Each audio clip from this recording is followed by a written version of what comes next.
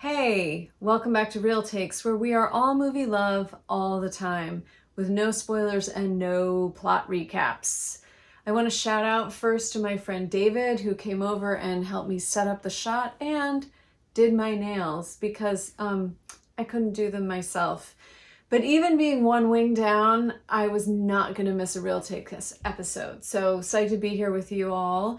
And tonight we are continuing our new release adjacent curating series of the fall because there are new movies coming out and I'm excited about them, but don't know if I love them yet. So I'm talking about movies the new movies make me think of. That was a terrible sentence. Todd Haynes, the director, has a new film out. He's made a documentary about the band The Velvet Underground.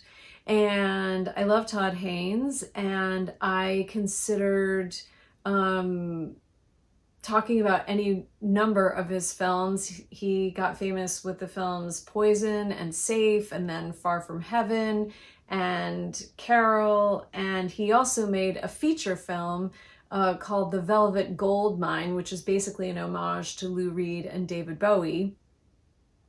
But I realized that I'm actually going to do the Todd Haynes film Carol in December as an anti-Christmas movie. And while Todd Haynes deserves to be featured often, I have so many films I want to talk about that I wasn't going to do two Todd Haynes 2 months in a row. So instead of doing a Todd Haynes film, we're branching a little further out, or actually going a little deeper back.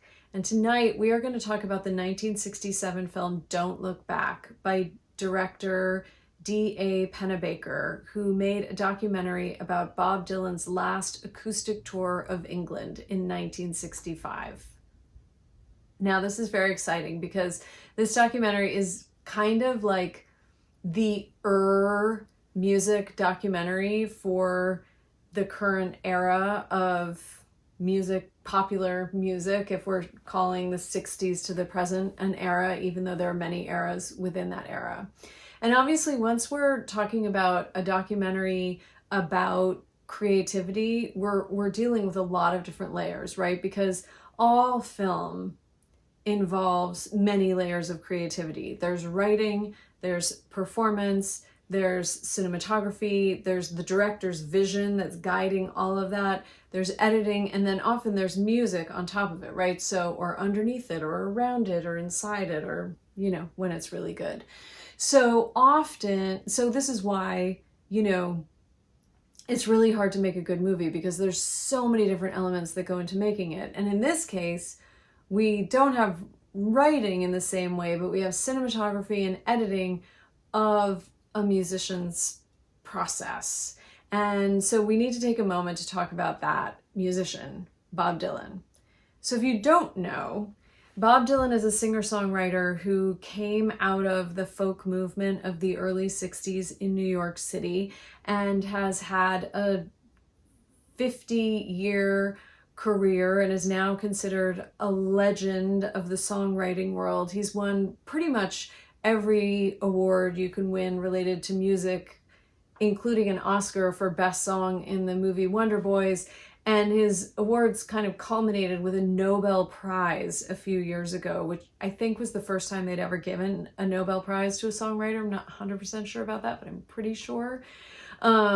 So he's a huge figure in the world of songwriting. And I'm just, for full disclosure, going to be honest and say I'm a massive admirer of his work. If you don't know, I'm also a singer-songwriter, and I have just unending respect for his gifts and his talent and the music he has brought into the world. But he wasn't yet a legend. He was in a different place in his life when they were shooting this film in 1965. So when he was on tour in London in 1965, he had released 4 acoustic albums that already contained more great songs than most songwriters could ever hope to write. And there are many beautiful, enduring, stunning songs on those 4 albums. They were all acoustic, and many of them were overtly political, sort of speaking to the civil rights movement of the time, the anti-war movement that was burgeoning in the country, and the sort of counterculture perspective that was rising up in urban areas around the country, right? When he did this tour, he had recorded but not yet released the album Bringing It All Back Home. Now, Bringing It All Back Home is the first album where he incorporated electric guitar and full band recordings, and it was the first of 3 albums that are now considered to be albums that sort of changed the direction of popular music in America. But they hadn't been released, right? So the one he had recorded was Bringing It All Back Home, which is actually my favorite Dylan album, and it hadn't yet been released. But he was an artist in the middle of a transformation. And even though he was on a tour where he was just performing acoustically with his guitar and harmonica and nobody else on stage, he was still shifting his sense of who he was as an artist and what he wanted to share and how he wanted to share it. He was also rising in popularity. So he'd been working in this somewhat insular niche folk scene in the early 60s, and he was starting to become famous outside of that scene. And that was somewhat due to the fact that other artists were recording his songs and having hits with him. So Sonny and Cher had recorded It Ain't Me Babe, and they'd had a hit with that. Other artists were recording his songs and having hits with him. So Sonny and Cher had recorded It Ain't Me Babe, and they'd had a hit with that. What was I talking about? Okay, I'm blaming it on the hand. Somehow the broken wrist scrambled my brain because I know this information. Okay, Sonny and Cher did not record It Ain't Me Babe. Johnny Cash and June Carter Cash recorded It Ain't Me Babe in '64 and had a hit with it. And Sonny and Cher most specifically didn't record It Ain't Me Babe because they wrote a new song called I Got You Babe as the loving, committed answer to the bitter, harsh takedown that was It Ain't Me Babe. So needed to jump in and set that record straight. And now we'll go back to our regularly scheduled programming. Bye. And the Byrds had recorded Mr. Tambourine Man and had a hit with that. Peter, Paul, and Mary recorded Blowin' in the Wind. Lots of other artists. Hundreds of artists would go on to record his songs, including recently Adele recording Make You Feel My Love just, 5 years ago and having a massive worldwide hit with it. So that's the staying power of his music. But he was becoming a star outside of the folk scene. And his manager, Albert Grossman, went to D.A. Pennebaker and said, do you want to come on this 2-week tour of London and film it and make a documentary? Now, D.A. Pennebaker was a documentarian who'd been working in TV and for Time magazine and Life magazine, who'd been sort of trying to figure out how they might get into, using moving images with their brands, even though they were mostly print magazine at that time. And Pennebaker was looking for an opportunity to kind of break out of the straight journalism field and do something that would be more his own, more creative. But because he'd been working with journalism, he had been developing new technologies in film. Now, remember, there were no iPhones then. There were no video cameras. Video had not been invented yet. And so until just a few years before this documentary was made, if you were going to use a camera to shoot anything, you needed a tripod, you needed lights, cameras were big and they were heavy. And D.A. Pennebaker had already been working on how to change the technology and get these cameras more mobile, more light, so that he could be a fly on the wall.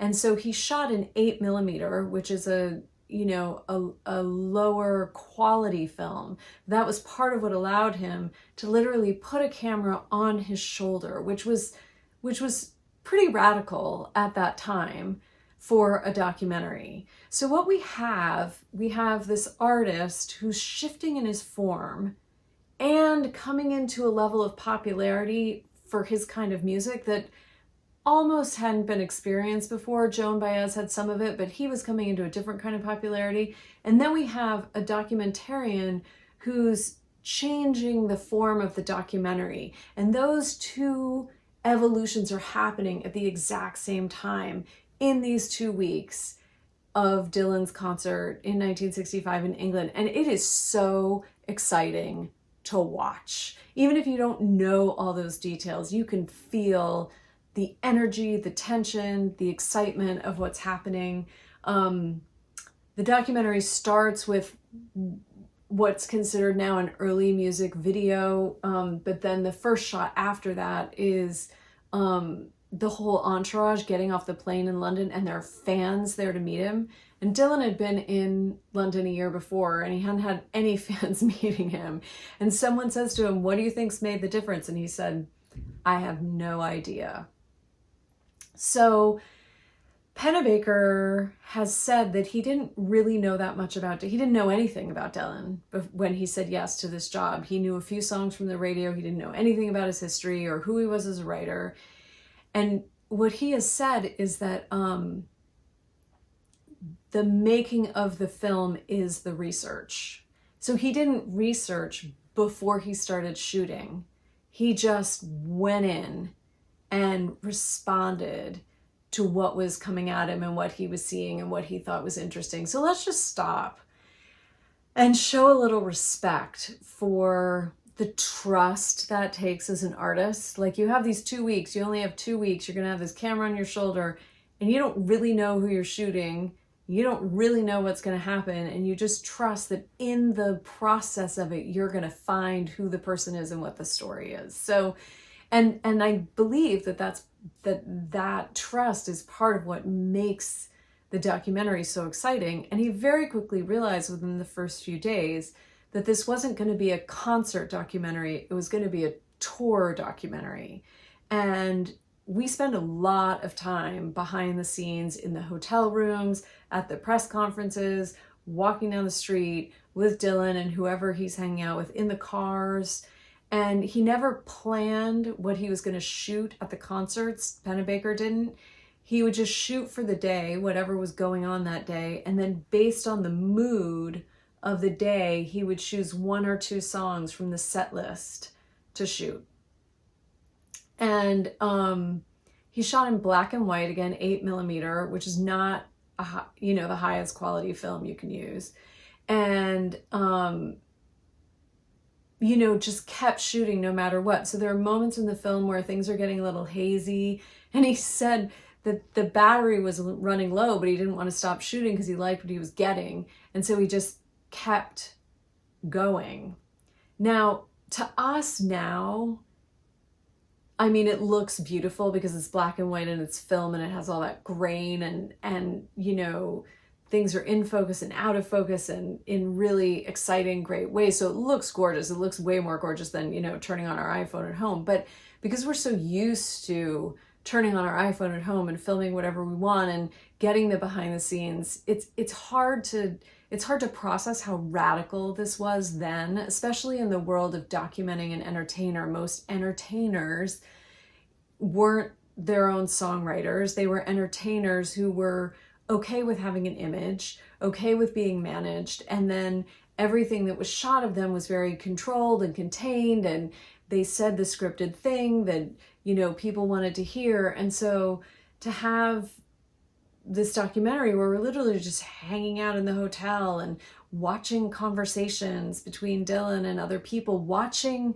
the negotiation of the money for different venues go down with the manager and the booker. And it was really unusual. It was so unusual that D.A. Pennebaker couldn't get anyone to distribute it.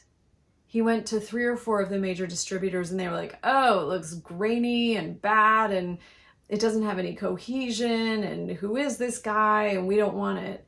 And finally, he said that a distributor came to him, not a distributor, someone who owned a string of softcore porn movie theaters and was trying to go straight, was trying to get out of porn, came to him and said he would show it there. And from there, it took off.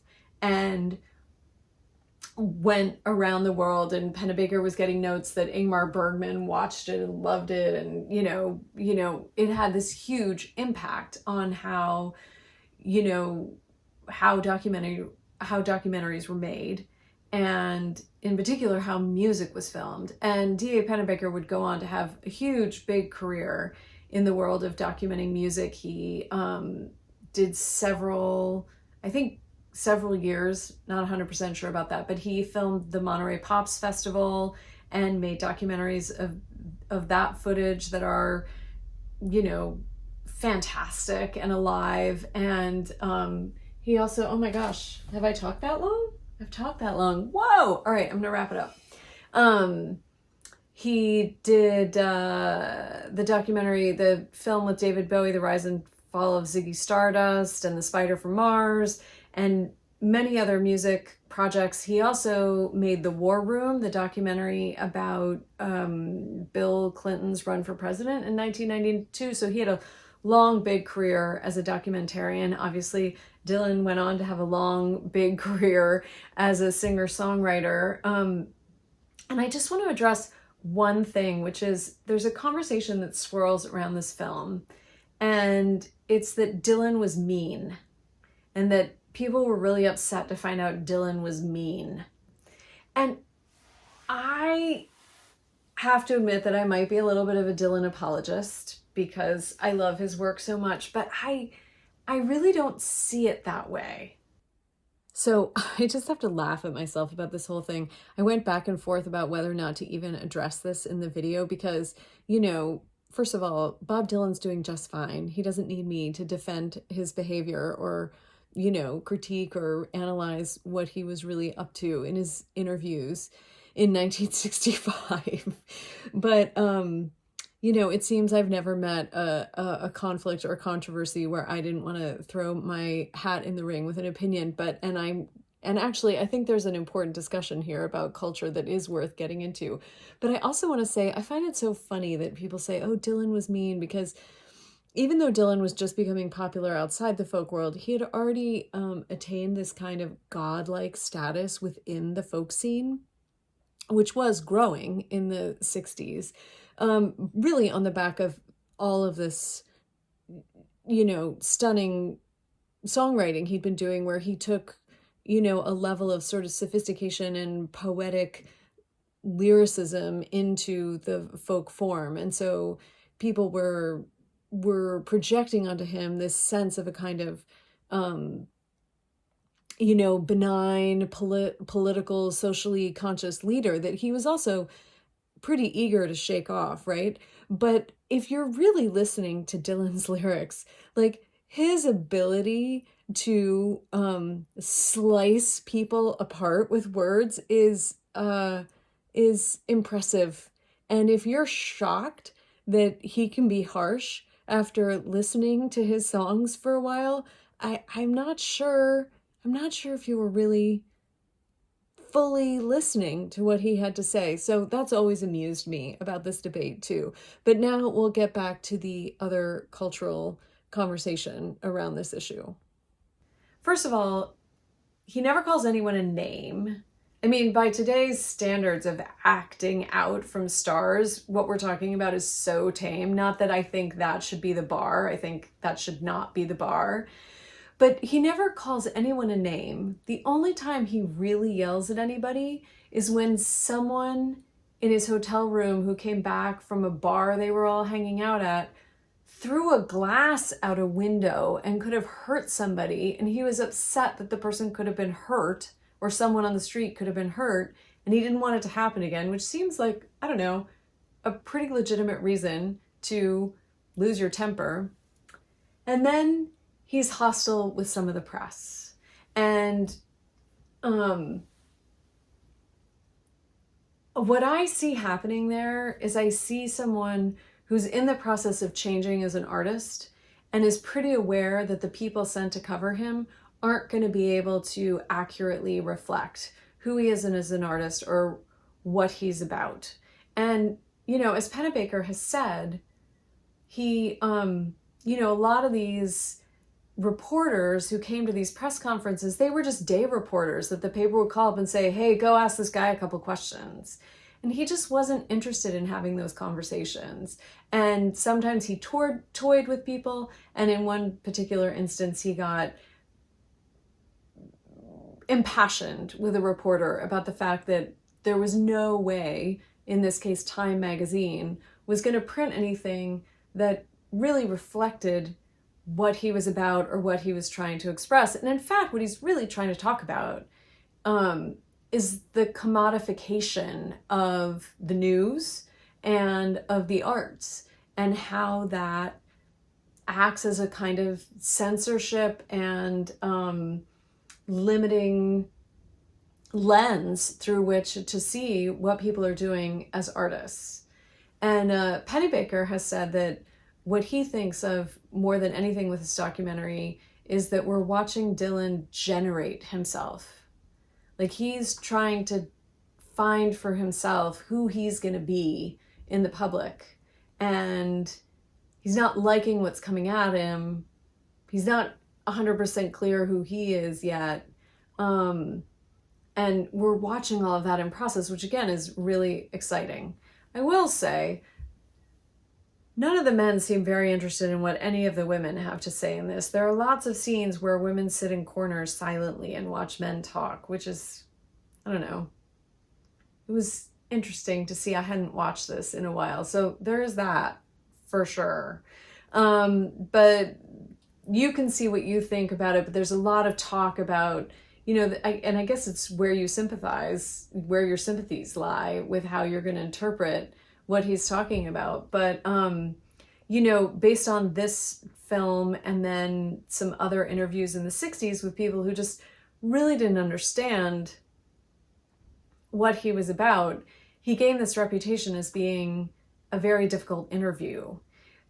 And he is pretty reclusive. He doesn't get interviewed a lot. But if you read later interviews from the 70s on, once he's talking to music journalists who understand something of what he's about, or just reporters who have a wider lens on who he is, it's actually a very generous, thoughtful interview. He doesn't play by anybody's rules other than his own, but he has a lot to say and he shares it. And I'll also say that I think there are plenty of trying moments that we see in this documentary where he's gentle and kind and patient in situations which, given the pressure he was under, could be pretty hard to do. Pennebaker has also said this is a documentary about a person who was under pressure to perform at 150% every minute of every day. So that's an interesting perspective in it. Anyway, don't look back. If you think you've seen something like it, it's only because this came first. That's a thing to remember. So if you haven't seen it, go see it. If you have seen it, let me know what you think about it in the comments, and I will see you next Wednesday.